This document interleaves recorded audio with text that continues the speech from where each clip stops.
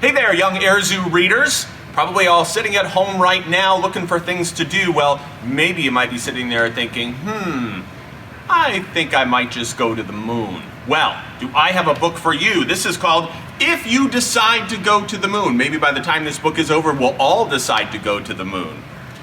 Here we go. If you decide to go to the moon in your own rocket ship, read this book before you start. It will tell you how to get there and what to do after you land. The most important part tells you how to get home. Check the things you will need: spacesuit, air tanks, books, and games. Don't forget your diary and plenty of food. Peanut butter, apples, and cake will taste very good in space. Water and juice are also important. To get to the moon, you will travel almost 240,000 miles. A long trip, but rocket ships go fast. If you average 3,750 miles per hour, you will get there in 2.5 days. Get aboard, close the hatch, light the burners. 5, 4, 3, 2, 1, blast off! You shoot up into the sky! As your ship rises through the clouds, your body is pressed against the seat. At first you feel very heavy. Don't worry, this feeling will go away. For a few seconds you fly through a mixture of clouds and air and dust that hangs over the earth. It is not very thick, only about 15 miles. You will shoot right through it into space. Space is dark and empty. There is no air in space, no clouds, no rain, only a few specks of dust, some rocks called meteors, and some chunks of ice called comets. Both meteors and comets are pieces of stars that exploded long ago and have been flying around in space ever since. If one hit you, it would be very bad, but space is so big and you are so small that a collision is unlikely. In the blackness of space, the stars shine like 1,000,000 fireflies. The sun blazes with fiery light, and the moon, the mysterious moon, glows like a pearl in the black, black sky. Of course, you know that the moon has no light of its own. It glows in the light of the sun. Up here in space, you may feel very alone. Don't look back at the Earth. It would make you even lonelier. This is the time to play some cheerful music, eat a peanut butter sandwich, keep your eyes fixed on the shining moon, and settle down for a long ride. Relax, take off your seatbelt, be prepared for a surprise. Because you are weightless in space, you'll feel amazingly light. You will float like a feather inside the cabin and bounce off the cabin walls.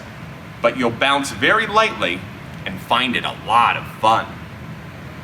When you're thirsty, don't try to pour orange juice into a glass.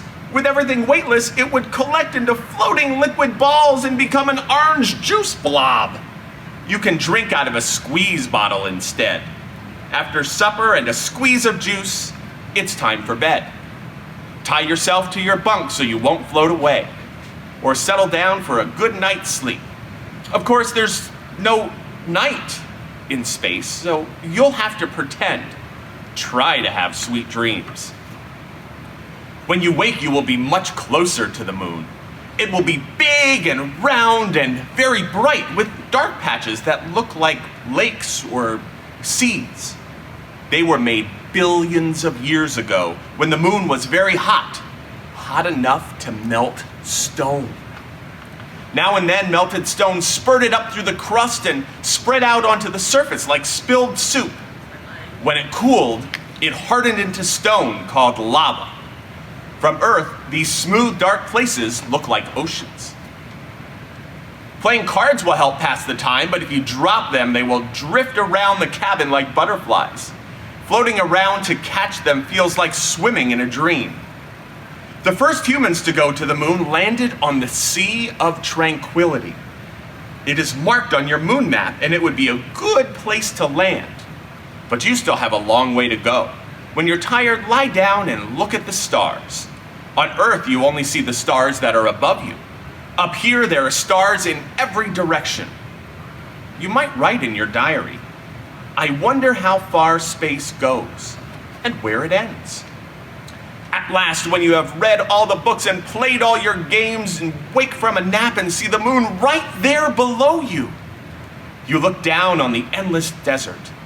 Everything is all one color, silvery gray. The ground is covered with rocks and round craters. Craters are holes made from meteors that have rained down on the moon through the ages. Some were huge and made deep holes hundreds of miles across. Of course, you steer clear of the rocky places. At last you see a lava lake below, the Sea of Tranquility. Get ready to land. As you descend, your craft shivers and shakes. It settles softly, you feel a bump. You are on the moon. Your first look will be disappointing. All you see through your porthole is a cloud of dust stirred up by your landing. Put on your spacesuit and air tank while you wait for it to settle. Then open the hatch and jump out. You will land lightly. The moon is smaller than the Earth and has less gravity to pull you down. If you weigh 60 pounds on Earth, you will weigh only 10 on the moon. Your first step will be difficult. You will rise in the air and leap forward like a kangaroo, but once you learn how, walking will be fun. Each step you take is 5 times as far as a step on the Earth. Leaping over boulders and craters, you cover the ground with magical swiftness. The moonscape is strange, but it doesn't look dangerous. The dust reminds you of cake flour. You wish you could take off your suit and play in it, but don't do it! The heat of the sun would burn you up. Because there's no air or water on the moon, there are no clouds to shield it from the heat of the sun or the cold of space. Without a spacesuit, you would either heat up or freeze. As you walk, you will notice that your boots don't crunch on the pebbles.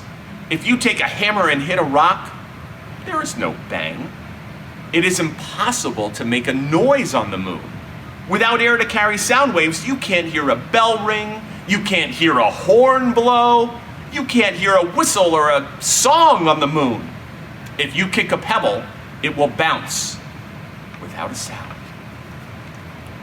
As you keep walking, the silence and stillness are eerie. Nothing moves. The boulders and hills have strange shapes. Some hills look like dinosaurs. Some boulders look like giant turtles, or weird birds, or a herd of cows. A heap of jagged rocks looks like a ruined castle. You feel as if you might be in a fairy tale. Or is it a dream? Your map tells you that the astronauts' camp is just over the next hill. As you climb, you wonder if things will look different on the other side. Will you find something green? Something alive? A meadow?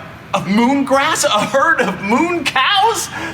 The answer is no. The hills stretch on and on to the horizon where the rim of the moon meets the blackness of space. Everything on the moon is lifeless and still. As you get close to the camp, you will see everything the astronauts left behind. Strewn amidst the lunar dust, tools and equipment are scattered about. Their boot prints look fresh, as though they were made a moment ago. There is no wind or rain to wear them away. The astronauts left a message for anyone who visits the moon. You find it written on a plaque. Here, men from the planet Earth first set foot on the moon, July 1969 AD. But the flag they planted isn't flying. The flagpole was blown over from the blast when the astronauts took off, and the flag is lying in the dust. You pick it up and push it deep into the sand. The flag is stiffened with wires so that it looks as though it is flying even though there is no wind. It is a brave and wonderful sight and reminds you of the courage of the astronauts who brought it here. If astronauts ever return, they will find the flag flying once again, and your footprints in the dust. By now, your tank of air must be half empty. It's time to return to your ship. Your trail of footprints will lead you back. You retrace your steps in leaps and bounds. When you see your spaceship waiting, you are suddenly terribly homesick. You can't wait to get back to Earth. Take a last look at the moonscape. Get aboard, close the hatch, and pray the computers will start. You push buttons. Lights flicker. Machinery whirls. Rockets fire. Your ship lifts off. Your heart lifts too. But you have thousands of miles to travel. You'll just have to be patient.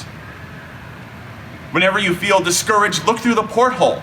You will see a beautiful sight, Earth, surrounded by stars shining like a blue and white ball on a Christmas tree. The nearer you get to Earth, the more wonderful Earth will seem. Finally, you are so close enough to see the continents and the oceans. You can see clouds and rain and wind moving across them, connecting everything on Earth. You can see Earth's marvelous variety, green forests and grassy plains, mountains, lakes, and deserts that are home to animals, plants, and people too. Why is Earth so different from the moon? Earth has air and water on which all life depends. Without them, Earth would be as lifeless as the moon. Air and water are Earth's special blessings. We must guard them well. Your trip is almost over. Your ship has reached the atmosphere. You drop down through the clouds and land on the green grass. You jump out, thankful for a miraculous journey and a safe return. As you bend down to kiss the ground, you promise you will always do your best to protect all life on our beautiful Earth. Welcome home, young Air Zoo astronauts. We can't wait to see you again soon.